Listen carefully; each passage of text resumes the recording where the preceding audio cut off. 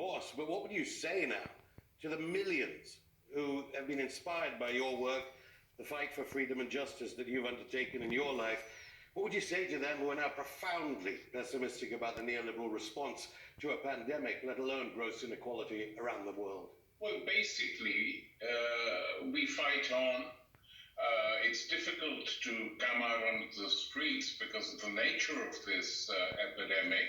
But I think what the epidemic actually teaches us is that the system under which we live is profoundly flawed, and it does not offer the world a future that is worth living. To put it at its harshest, I mean, the notion that wealth is the only denominator, that privilege survives, and that to this day, wealthy people will get away, by saving their lives. I don't grudge them that.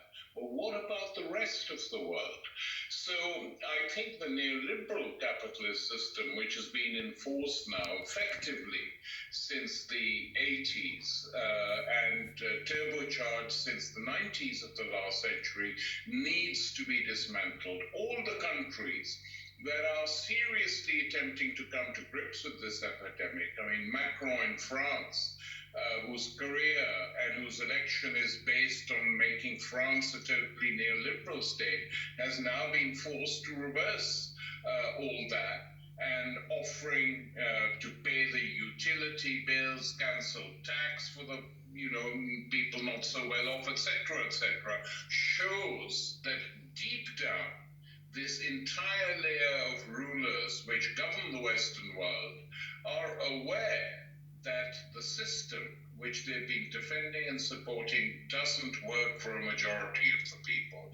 That's the lesson to be drawn after the virus has been tackled. And Afshan, if I may just say, one of the countries that has shown no panic because it is prepared for these things is the tiny island of Cuba, where cruise ships, which are not allowed to land anywhere or dock anywhere, are docking in Cuba, are being greeted by the population with solidarity, are being treated by the doctors, and the Cubans are sending free medicines all over Africa. Now that is the model.